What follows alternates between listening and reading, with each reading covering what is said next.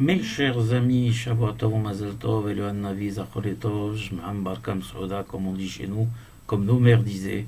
Bonne santé pour vous et surtout de très bonnes fêtes de Shavuot, Be'ezat Hashem, Shurato, calme et tranquillité pour le Ham Israël et pour le monde entier. Avant de commencer mon cours, vous demandez toujours de vous abonner à notre groupe TorahDiffusion.mr sur YouTube. Abonnez-vous à notre chaîne pour que Be'ezat Hashem nous ayons notre propre chaîne. Venez nous rejoindre sur le groupe Facebook aussi également et sur le groupe WhatsApp où Be'ezat Hashem ou Bishurato, j'essaierai de diffuser le maximum de cours. Alors, un regard quand même sur la fête de Shavuot. Il était obligatoire que, comme ils disent les Hachamim, qu'est beau de dire un sujet en son temps. Et donc, maintenant, c'est le temps de Shavuot, le temps du don de la Torah.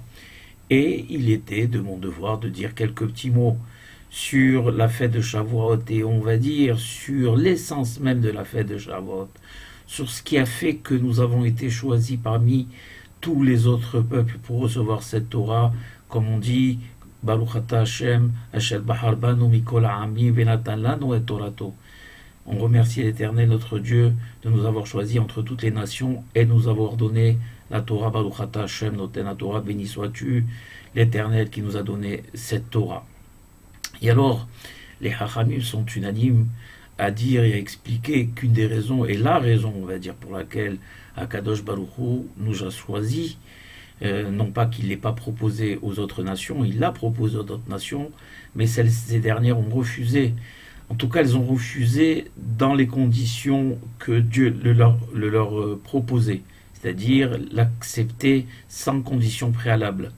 Am Israël a accepté cette Torah sans condition préalable, ces deux fameux termes que tout le monde connaît, où Israël a scandé haut et fort, Naaseh venishma, nous exécuterons ce que tu nous demandes, Éternel, et nous essaierons de comprendre par la suite. Chose qui est très difficile à accepter pour l'humain, qui, par son ego démesuré, essaye toujours, avant d'exécuter, de comprendre, ce qui est logique dans la plupart des choses. Quand on donne un contrat à signer, on ne peut pas le signer avant de l'avoir lu. On ne peut pas nous demander de faire quelque chose avant d'avoir compris le sens de ce que l'on nous demande. Ça, ce sont des choses qui sont logiques, oui, mais si on peut l'accepter au niveau des rapports humains, au niveau du rapport qu'il y a entre Akadosh Baruch Hu et le Ham Israël, eh bien, le Ham Israël ne pouvait que signer sans comprendre, parce qu'il était évident qu'au même titre qu'un père peut demander à son fils de signer n'importe quoi sans le lire, le fils doit s'exécuter, puisque le fils sait que le père ne fera rien qui pourra lui nuire. Eh bien, exactement la même chose. On sait qu'Akadosh Baruch Hu, quand il nous propose, comme il disait Haramim, Hem Gnad Nuza, c'est-à-dire un trésor caché qu'avait Akadosh Baruch Hu, la Torah, il l'a écrite 974 générations avant la création du monde, et il a attendu la 26e génération, c'est-à-dire celle de Moshe Rabbeinu, pour la donner.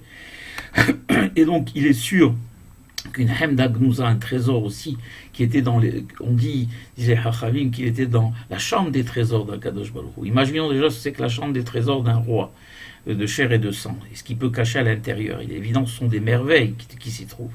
Alors maintenant, imaginons à l'échelle d'Akadosh Baruch Hu, Hemda Gnouza, un trésor caché dans sa chambre à lui, des trésors, ce que ça représente.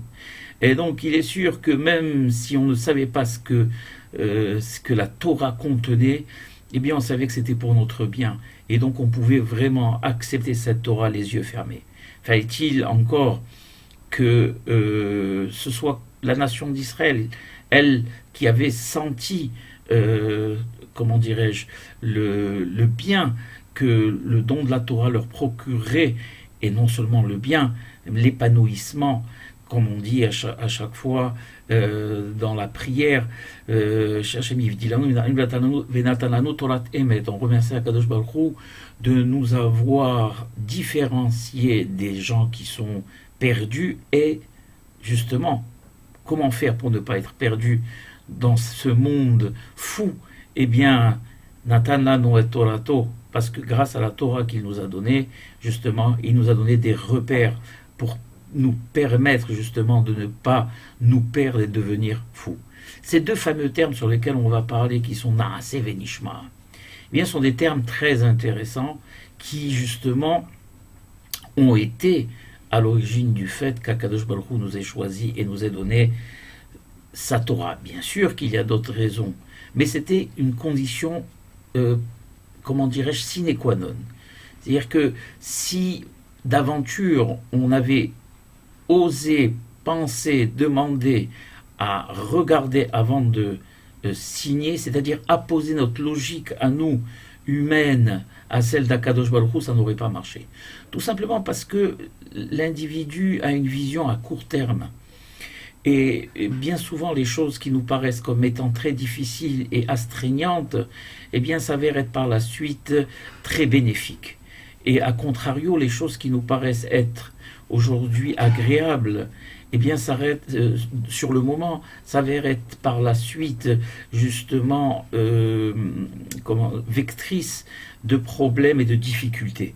Donc, l'homme n'a pas, on va dire, la capacité de juger à long terme. Pourquoi? Mais parce que tout simplement, nous sommes, nous, prisonniers du temps. Nous sommes, comment dirais-je, faits de chair et de sang. Nous sommes une matière, on fait de matière, et la matière étant finie, elle est limitée par le temps. Akadosh Baruch Hu, lui, n'est pas limité par le temps. Et donc, dans la plupart des mitzvot qu'il nous, on va dire, qu'il nous ordonne, sont toutes, quelles qu'elles soient, quel que soit le niveau de leur difficulté, ou quel que soit le niveau de notre compréhension ou de notre incompréhension, sont toutes pour justement, comme il dit Rabbi Hanania, Ratza Kadosh Baruch Hu lezakot et Israël, et Bnei Israël fichach yirba lahem Torah mitzvot. La seule manière pour pouvoir purifier le âme Israël, purifier son âme, c'est-à-dire sa partie divine, eh bien c'est l'exécution des mitzvot, cette variété importante de mitzvot qui est la seule manière par laquelle nous arriverons à l'élévation. Car sans mitzvot dans un monde de matière, nous ne valons pas mieux que Mikvotrem, que les bêtes. Voilà. Puisque nous aurions été soumis à nos instincts bestiaux et nous n'aurions pas valu mieux que les bêtes, que Dieu en préserve. Et donc pour nous différencier justement et différencier notre statut d'humain, on va dire, de Ben Israël, Akadosh Baruch Hu nous a donné cette Torah. Et à partir de cette Torah, il a installé un code moral. Et ce code moral, c'est lui qui doit nous accompagner à tous les moments de notre vie. Quelle que soit, on va dire, la partie de notre vie. Que ce soit la partie qui concerne notre relation de couple, que ce soit la partie qui concerne l'éducation de nos enfants, que ce soit la partie qui concerne notre travail, notre business, que ce soit la partie qui concerne notre nourriture, notre alimentation, que ce soit la partie qui concerne notre relation et la relation qu'on aura avec notre prochain, etc., etc., etc. Dans tous les domaines de la vie, la Torah est là justement pour nous accompagner et faire de nous des hommes meilleurs. Ce fameux Naaseh Venishma qui avait été prononcé en l'an 2448, ce qui fait à peu près maintenant 3300 ans, ça fait 33 siècles déjà qu'il a été prononcé ce Naaseh Venishma, et qui a été à l'origine du don de la Torah.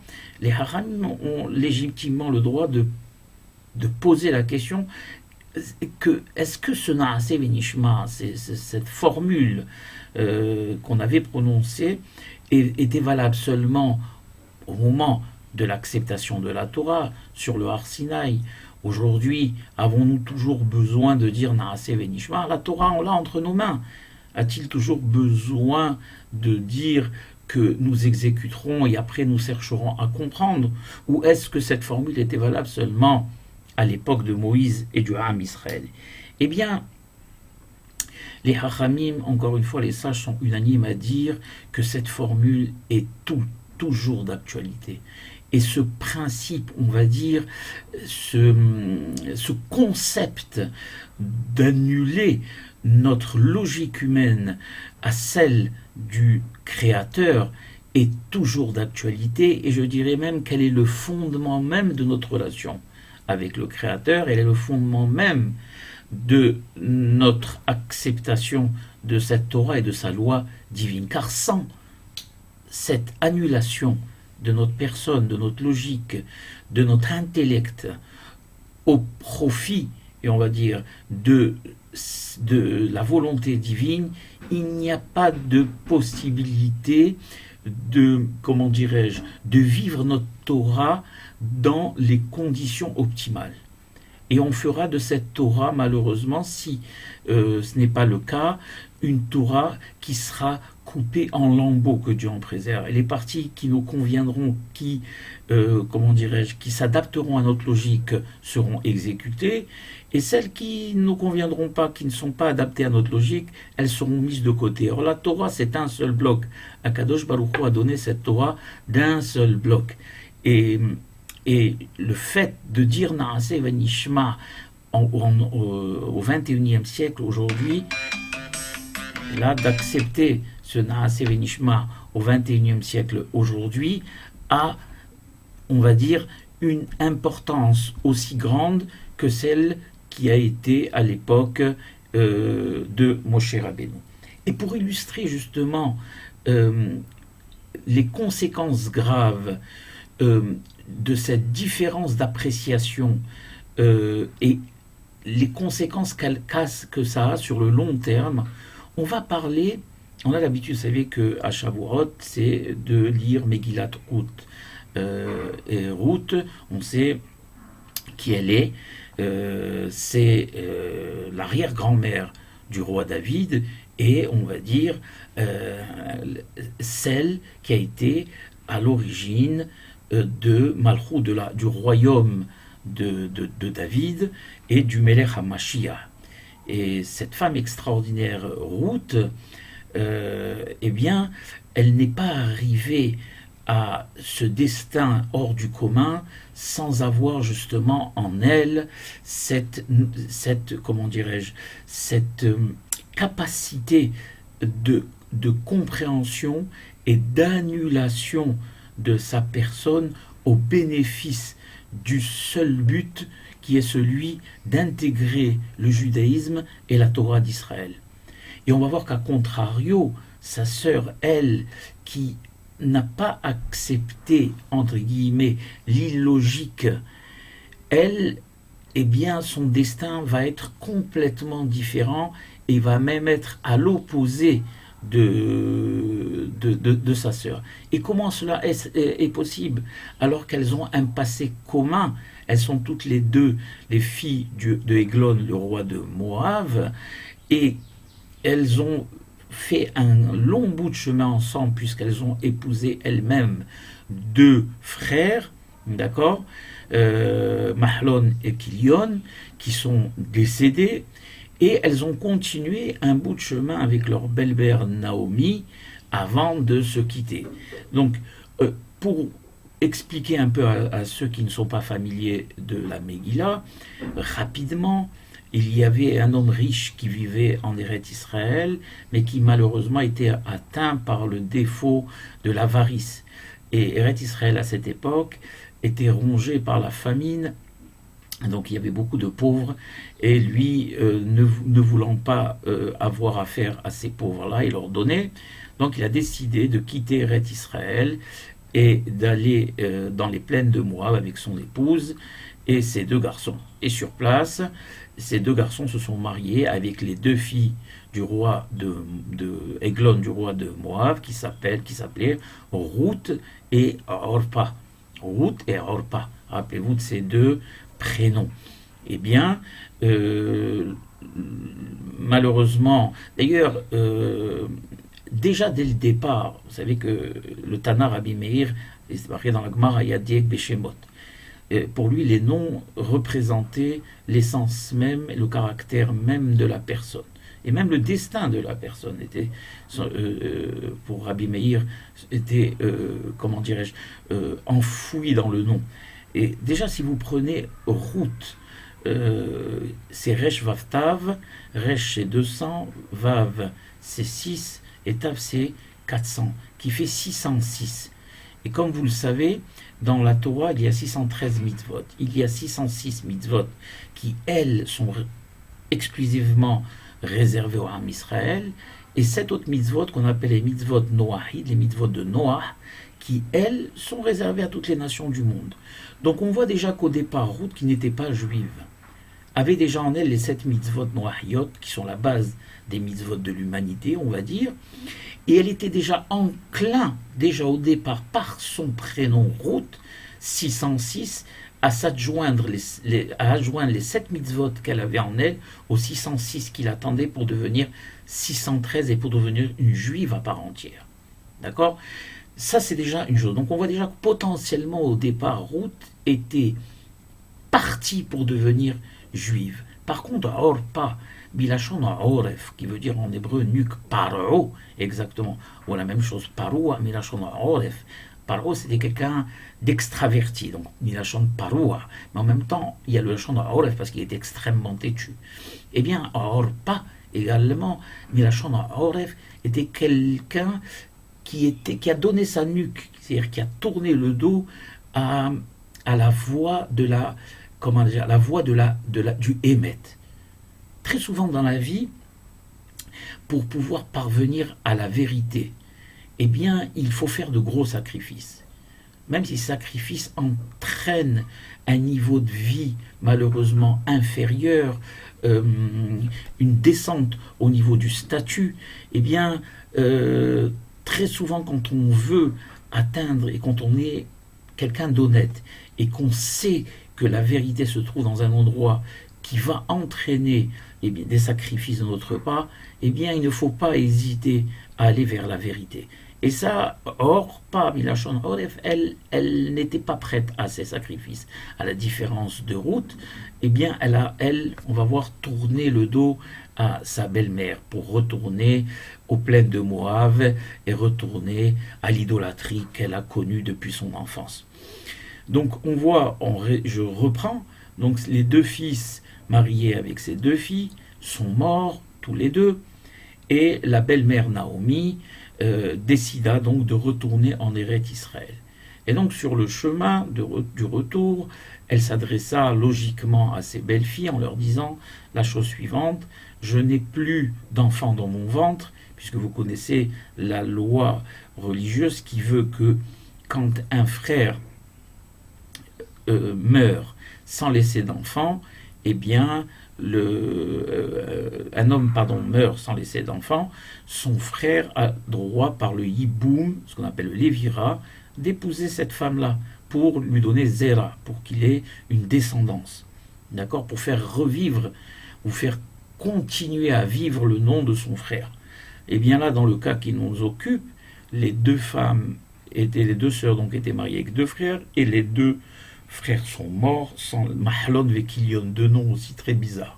Mahlon Milachon Mahala et Kilion Mishon Klaya, qui veut dire anéantissement. Donc déjà, eux aussi, les pauvres, dès le départ, ils étaient voués à une mort certaine. Quoi qu'il en soit, les Hachayim sont unanimes à dire que Hakadosh Baruch Hu a voulu ça pour leur père qui est décédé d'ailleurs, justement pour le punir de sa tsarata aïn, de son avarice, sa grave avarice. D'ailleurs, il est devenu pauvre, il a tout perdu, sans sou. C'est pour ça que Naomi a décidé de retourner en Eretz Israël. Et sur le chemin, elle a donc dit à ses filles: je suis âgée maintenant et je n'ai plus d'enfants à vous proposer, quand même pour le Lévira. Et quand même j'en aurai un, il faudra attendre le temps qu'il grandisse pour vous épouser ou épouser une d'entre vous. Donc retournez d'où vous venez. Et donc logiquement elle a dit: en plus vous viendrez avec moi, je n'ai plus rien, ni argent, ni enfant, ni rien à vous proposer, que la misère, malheureusement, que la misère. Et donc vous avez tout à perdre en retournant avec moi en Eretz Israël. Orpa, la première, souvent ça arrive, et même c'est très souvent le cas, les gens ne sont pas prêts à faire des sacrifices, même pour la vérité. Naomi était une tzadéket, une femme de grande sainteté, on va dire carrément, je l'appellerais même un rave, carrément. C'est devenu après, par la suite, le rave de Ruth. Elle connaissait toutes les lois hébraïques, toutes les lois religieuses. Et quelqu'un qui est honnête et qui vient d'une maison d'idolâtres, eh bien, et qui a perçu, puisqu'elles sont restées mariées quand même un bout de temps dans une famille juive, avec une belle-mère comme elle, eh bien, aurait dû normalement ne plus vouloir à jamais retourner là où elle vivait, quand bien même c'était un palais où leur père les avait élevés. Mais n'oublions pas que les Moabites étaient des pervers, ils étaient des débauchés, etc., etc. Et donc, elles auraient dû unanimement ne même pas discuter avec la belle-mère et la suivre. Mais on voit que Orpa, elle décida donc de retourner, suivre sa logique. Oui, c'est logique, tu as raison, tu n'as rien à me proposer, c'est logique que je retourne chez mon papa. Par contre, Ruth, elle n'a pas accepté cet argument et elle a dit, malgré l'insistance de la belle-mère à ce qu'elle retourne, elle n'a pas voulu retourner chez son père, donc elle a laissé sa sœur partir et elle a dit à sa belle-mère la chose suivante: Ruth cette sadeket, al tivge'i bi le'ozvech la shuv ma'haraich qui el asher telechi eler ou asher talini alin et amecha ami ve'elokecha elokai. Elle lui dit: al tivge'i bi, ne me vexe pas, c'est-à-dire ne me vexe pas en me demandant de t'abandonner. Qui el asher telechi eler, car là où tu iras, j'irai. Ou asher talini alin, et là où tu dormiras, je dormirai. Amecha ami, ton peuple devient le mien. Ve'elokecha elokai, et ton Dieu mon Dieu. Et on trouve dans le Midrash qui nous dit que pourquoi est-ce que Ruth répond en ces termes à sa belle-mère, qu'il a lâché là où tu iras, j'irai, ou talini aline, et là où tu dormiras, je dormirai. Il est logique que si elle la suit, là où elle ira, elle la suivra, et là où elle dormira, elle n'aura pas d'autre choix.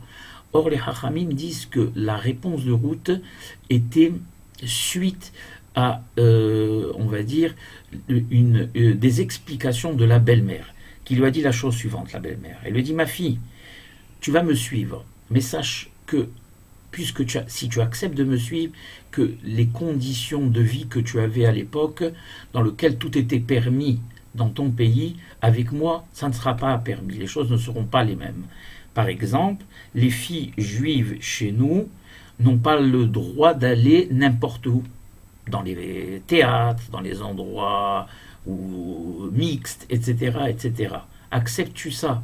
À cela, il lui répond Ruth: et asher telechi eler, là où tu iras, là où j'aurai le droit d'aller, j'irai. Et elle lui dit aussi, la belle-mère, elle lui a dit, Naomi, la chose suivante, et également, et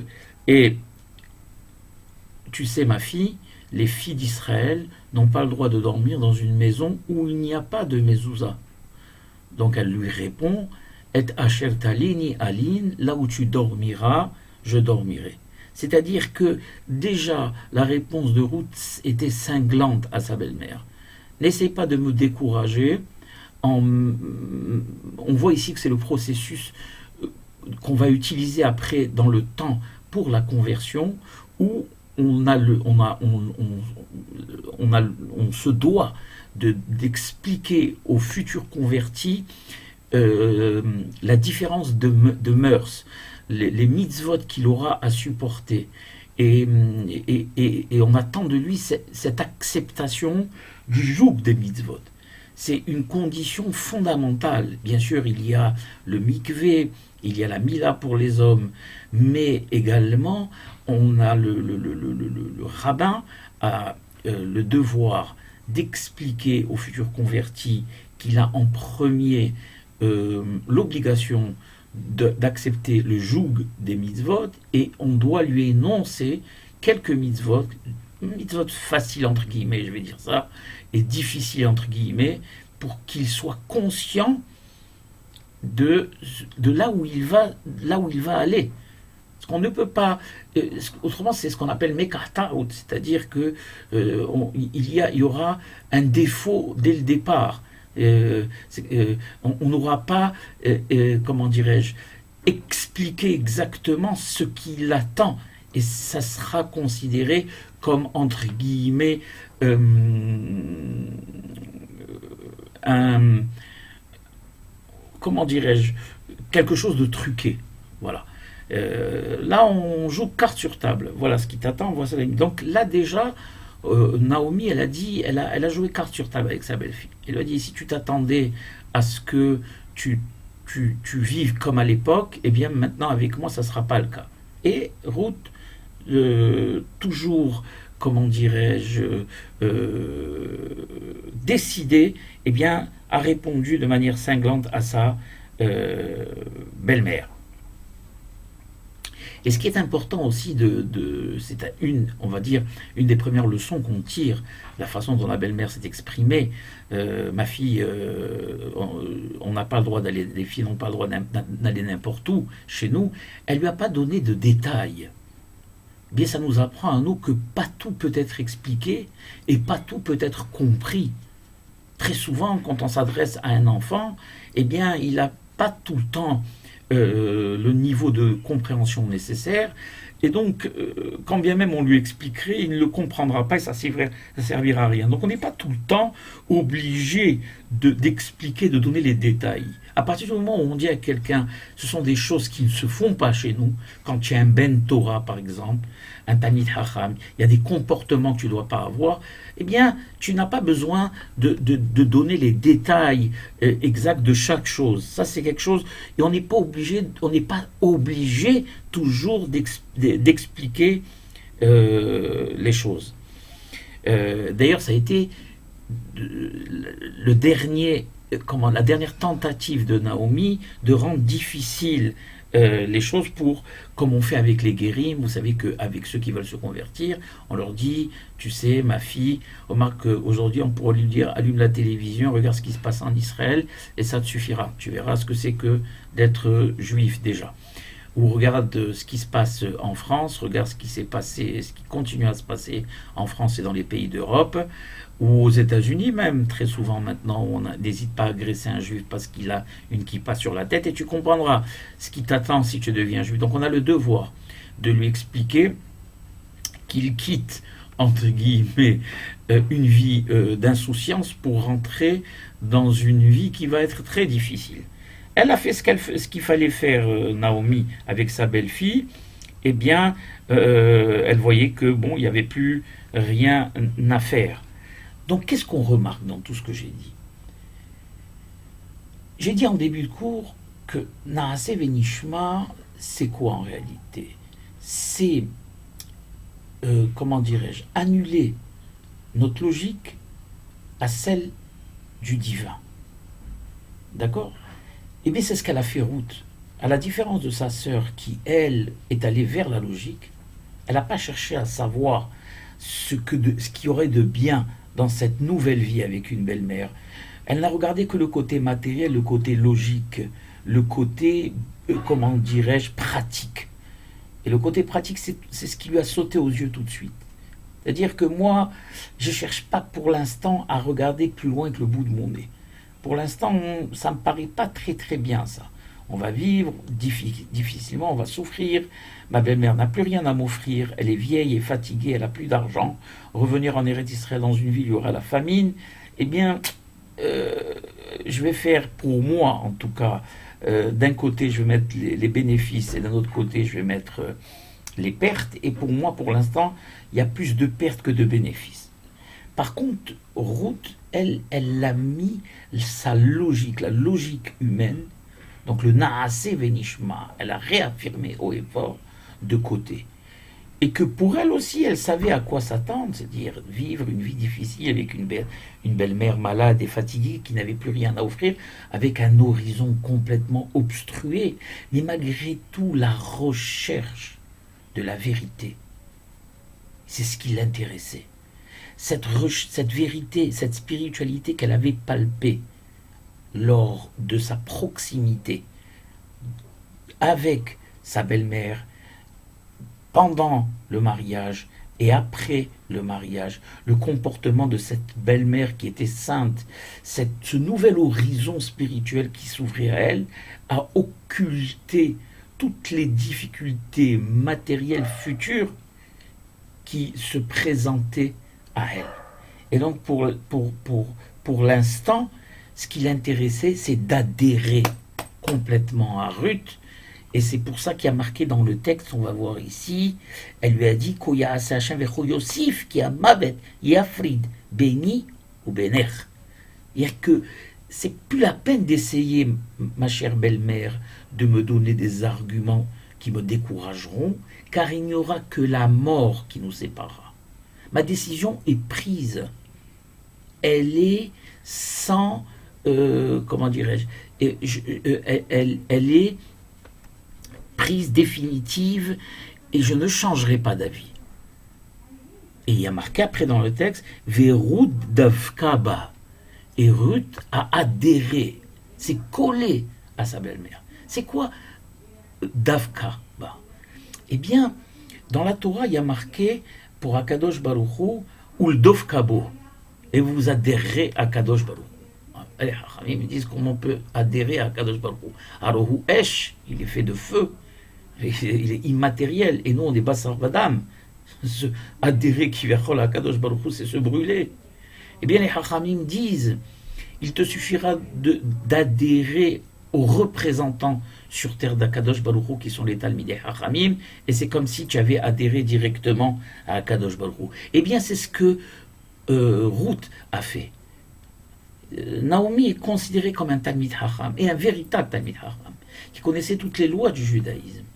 Et elle, Ruth, avait compris que la seule façon d'aller, comme j'ai dit, vers la vérité, d'aller vers, d'être un ger tzedek, c'est vraiment, elle, une convertie tzedek, de juste, qui n'avait qu'un seul intérêt, Ruth. Un seul intérêt. C'était la connaissance de Dieu, la connaissance de la loi, et la connaissance de la Torah d'Israël. D'ailleurs, c'est une des raisons pour laquelle la conversion chez nous est tellement difficile et on entend des reproches de beaucoup de personnes qui disent ce qui est complètement faux d'ailleurs et à rejeter complètement que nos rabbins sont très difficiles, notre loi est très difficile, comment on peut obliger quelqu'un pendant les processus de conversion sont très longs, pourquoi autant d'années, au contraire, si on était plus ouvert, on aurait eu plus de juifs, on aurait eu plus de personnes qui se convertiraient, etc., etc., etc. Et à cela, je voudrais vous dire, mes chers frères et sœurs, quelque chose de cinglant. Premièrement, nous n'avons pas besoin de nombre. Car Akadosh Baruch Hu ne nous a pas choisi pour notre nombre. Kilo merubchem, il y a marqué dans la Torah. Akadosh Baruch Hu ne nous a pas choisi par notre nombre. Il nous a choisi, pas par notre quantité, il nous a choisi pour notre qualité. Ça, c'est déjà une première des choses. Et deuxièmement, ce qui nous intéresse, qui intéresse un guerre chez nous, pourquoi on appelle... dans la Hamida, d'ailleurs, on fait une beracha spécialement pour les convertis. On ne pourra pas nous taxer, que Dieu en préserve, de ne pas vouloir des convertis et de mener une croisade, que Dieu en préserve, contre eux, ou bien de faire des différences, que Dieu en préserve. Bien au contraire, un converti chez nous est accueilli à bras ouverts et il a même plus d'importance, si on peut le dire, que quelqu'un qui a toujours été juif. D'ailleurs, on lui a même réservé une beracha dans la Hamida. Hein? On le dit dans la Hamida. Mais on dit Gerei HaTzedek, les vrais convertis. C'est quoi un vrai converti? Un vrai converti, c'est quelqu'un qui se marie avec le judaïsme. Très souvent, on assiste à des conversions pour des raisons matérielles ou pour l'amour. Quelqu'un se marie, aime une juive, une chrétienne aime un juif. C'est beau. On n'est pas contre. Mais ils disent les Hachamim, c'est David Amelech, il dit une chose intéressante. Ils disent que tout amour qui est conditionné par une condition, disparaît la condition, disparaît l'amour. Si je me marie avec quelqu'un par amour, et je veux me convertir par amour, eh bien, si l'amour disparaît, la conversion disparaît. C'est clair et net. Quand on doit se convertir, on ne doit avoir qu'un seul objectif, se convertir pas parce qu'on veut se marier, se convertir parce qu'on aspire à faire partie du Ham Israël. Et c'est pour cela que les rabbins imposent un si long parcours. Et ce parcours, lui, va être en mesure de nous dire si la personne, on va tout faire pour la décourager. Comme elle a fait la belle-mère Naomi avec Ruth. Et si le converti tient le coup, au bout de 3-4 ans où la convertie tient le coup, eh bien, elle sera accueillie à bras ouverts au sein du peuple juif. Mais sinon, cela ne sert absolument à rien. Voilà, pour répondre à ceux qui pensent que la conversion, avoir des milliers ou des centaines de milliers de convertis qui, au bout de quelque temps, reviendront à leur religion d'avant, c'est pas ce qui nous intéresse. Ce qui nous intéresse, c'est des gens qui épousent le judaïsme parce qu'ils aspirent et parce qu'ils ont reconnu dans le judaïsme la vérité qu'ils recherchent. Et rien d'autre. Ça, c'était, et pour refermer la parenthèse. Disons donc que Orpa, en conclusion, a suivi, donc la sœur a suivi la logique, et donc elle a quitté sa belle-mère, et que Ruth, elle a suivi la vérité, elle a suivi le Naaseh Venishma. Je cherche la vérité. Et après, je penserai aux contingences matérielles, si toutefois elles ont de l'intérêt. Mais ce qui m'intéresse en premier, c'est la vérité. Il y a encore un point dont je voudrais parler, qui est intéressant dans ce cours, c'est que Ruth, elle a accepté le joug des mitzvot, un joug lourd à porter pour quelqu'un qui n'y a pas été habitué. Le joug de la Torah et des mitzvot, pour nous qui sommes juifs et nés dans le judaïsme, est déjà lourd à porter. Imaginons maintenant pour quelqu'un qui a vécu et qui vient des plaines de Moab. En plus, le fait d'avoir à suivre une belle-mère qui était malade est une difficulté aussi énorme. Et il dit ici, par contre, d'un autre côté, on voit Orpa, elle, qui quitte la belle-mère et pour une vie d'insouciance et entre guillemets, de bonheur, puisqu'elle retourne à sa vie de princesse. Et donc on imagine aisément qu'à la différence de sa sœur qui va traîner une belle-mère malade et fatiguée, eh bien, va vivre une vie d'insouciance. Et ça, c'est un point très important. Très important, écoutez-le bien. Les Hachamim nous disent que dans le Passouk, dans la Megillah, il y a marqué Vatelech Nashteem, et elles partent toutes les deux. Qui partit toutes les deux? Ruth et sa belle-mère. Au moment même où Ruth a accepté de suivre sa belle-mère et elle arrive à Bethléem, donc la ville en Israël où ils allaient vivre, au moment où ils rentrent à Bethléem, meurt la femme de Boaz. Boaz, c'était un homme très puissant, très riche, et au moment précis où elle rentre, Ruth, eh bien, la femme de Boaz meurt, et donc la place se libère. Et Akadosh Baruch Hu a préparé le chemin déjà du futur mariage. C'est extraordinaire. C'est-à-dire que ce mariage qui va être à l'origine de la naissance de Oved, qui va lui-même enfanter Ishaï, qui va lui-même enfanter David, a été préparé au moment où Ruth, malgré toutes les difficultés qui se présentaient à elle, a accepté de suivre sa mère et à aller à la recherche de la vérité. on remarque par là quelque chose de très intéressant, de très important. Que l'accession à la vérité, au chemin de la vérité, n'est pas un chemin facile, c'est un chemin qui est semé d'embûches. D'ailleurs, les fins les plus faciles commencent toujours par des débuts difficiles. Les chemins les plus, les plus agréables à parcourir commencent toujours par des broussailles, par des ronces, par des crevasses. Et quand on a décidé, malgré tout, de passer au travers de ces ronces, de ces crevasses, de ces broussailles, et qu'on continue à avancer malgré les difficultés et les blessures qu'on peut avoir aux jambes, d'accord? Eh bien, on va fatalement après découvrir un chemin plat, agréable, qui va nous accompagner tout le reste de notre vie. Souvent, les gens pensent que le premier objectif, c'est de chercher quelque chose qui est facile au départ. Or, très souvent, pas seulement dans le domaine de la religion, bien souvent dans tous les domaines de la vie. On ne peut pas, d'ailleurs, quand on arrive trop facilement à une chose, il faut se poser la question. Est-ce qu'on est réellement arrivé ? Il n'y a rien qui s'obtient dans la vie facilement. En tout cas, les choses de valeur ne s'obtiennent pas facilement. Les choses de valeur, on doit se battre pour les obtenir. Et Ruth, elle a compris ça. Elle a compris, elle a vu.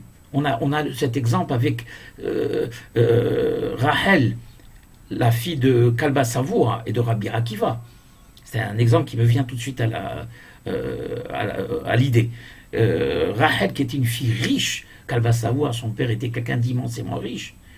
Eh bien, Akiva était que le berger, celui qui s'occupait des troupeaux de son père, quelqu'un d'insignifiant. Elle a vu en lui la vérité, elle a vu en lui la Torah, elle a vu en lui le potentiel. Elle décide donc de quitter sa vie de princesse pour aller se marier avec ce berger insignifiant, goy de surcroît, et elle est déshéritée par son père et elle va vivre dans une chaumière où ils disent les hachamim qu'elle n'avait même pas de lit et qu'elle a couché sur de la paille. Et elle a continué à vivre dans ces conditions parce qu'elle savait que c'était la seule façon d'accéder à cette vérité. C'est-à-dire que quand quelqu'un, il s'est fixé, il a compris où était son intérêt, il s'est fixé cet objectif comme route, eh bien, peu importe les difficultés qui vont se présenter à lui, même si ce sont des difficultés qui paraissent insurmontables, elle ne changera pas d'avis. Et Dieu, quand il voit que la personne a compris, qu'on a tout fait justement pour la mettre à l'épreuve et que malgré tout, elle a perduré dans son entêtement, eh bien, Kadosh Baruch Hu lui ouvre les portes. Et c'est ce qui s'est passé quand elles sont entrées à Bethléem. La femme de Boaz, qui va devenir le futur mari de Ruth, est décédée et elle a donc laissé la place à qui ? À la future Ruth, future épouse de Boaz, et avec la descendance qu'on lui connaît jusqu'au roi David Améler. Donc elle a gagné à devenir l'arrière-grand-mère de David Améler. Vous vous rendez compte un petit peu de quoi on parle ? À l'opposé maintenant, Orpa, à qui on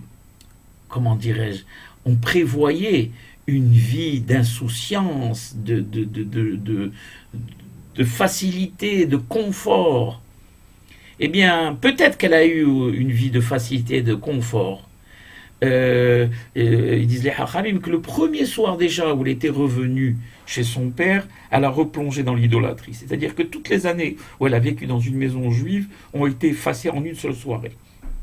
Et non seulement, malheureusement ça ne s'est pas arrêté à ça, mais elle va être qui Orpa, tenez-vous bien, elle va être elle l'arrière-grand-mère de Goliath. Et sur ce même champ de bataille vont s'affronter David, l'arrière-petit-fils de Ruth, avec Goliath, l'arrière-petit-fils de Orpa. Comme il y a marqué, Yavo ben Hadevuka veyake beben Haneshuka, que vienne le petit-fils de celle qui a adhéré, donc Ruth en l'occurrence, et vienne frapper le petit-fils de celle qui a embrassé, puisqu'on sait que dans le texte il y a marqué que Orpa, avant de se séparer de sa belle-mère, l'a embrassé. Donc vous voyez un petit peu que dans la vie, le fait de dire Naase Venishma, le judaïsme n'est pas une religion facile. Enfin, pour ceux qui n'en connaissent pas les bénéfices, tout au moins. Parce que quand on connaît les bénéfices d'une chose, eh bien on l'a fait avec plaisir. Et chez nous, dans la Torah, il y a marqué les fonds de Sahara Agra, et plus la mitzvah, on l'accomplit avec difficulté, et plus le bénéfice est conséquent. Et donc, Ruth, Naase Venishma, qu'est-ce qui lui a amené? Bonheur, hein, et un grand salaire, comme ils disent ici les Hachamim. Aussi, on se pose la question, comment maintenant au XXIe siècle vivre aussi dans le Naase Venishma? C'est quoi le Naase? Qu'est-ce qu'implique le Naase Venishma? Pour un juif, qu'est-ce qu'il implique le Naase Venishma? Eh bien, Ruth nous l'a montré ce qu'il impliquait le Naase Venishma. Et on le voit ici dans la Megillah, dans plusieurs occasions, où le fait d'accepter le joug du judaïsme implique fatalement une acceptation des conditions de ce judaïsme. Même si ces conditions, comment dirais-je, interfèrent avec notre bien-être et avec notre logique. Par exemple, au moment où ils sont arrivés à Bethléem, ils n'avaient rien à manger, comme vous le savez, et Ruth, avant d'aller dans les champs pour glaner des épis, vous savez qu'il y a une loi qui dit que le propriétaire d'un champ en Eretz Israël, quand il va ramasser les gerbes au moment de la moisson, tous les épis qui tombent, il y a ce qu'on appelle PA, Shirha et Leket. Le Leket, ce qu'on appelle laisser les épis qui sont tombés, on n'a pas le droit de les ramasser. On les laisse pour les pauvres. La PA, c'est un coin du champ. On ne va pas rentrer dans les dynimes, maintenant ce serait trop long. En tout cas, le Leket, c'est quoi? C'est justement permettre à ces pauvres de venir glaner des épis dans les champs. Et donc, les pauvres savent et connaissent le moment où ils peuvent venir glaner. Et Ruth savait qu'il y avait des champs à glaner. D'ailleurs, c'est sur un des champs qu'elle va rencontrer Boaz, son futur mari, qui était le propriétaire de ces champs. Et donc, avant de partir, elle a demandé à sa belle-mère si elle pouvait aller glaner. C'est-à-dire que même dans les moments difficiles de la vie, où on peut dire et superposer, on va dire, l'importance de la parnassa à l'importance de la loi, et des lois, et des comment dirais-je, et des mitzvot qui sont rattachés à cette loi, eh bien, la Torah te dit non. Rien n'est aussi important que la loi. Et quel que soit, comment dirais-je, tes problèmes et tes difficultés, la loi doit passer avant tout. Et Ruth, ça, elle l'a compris.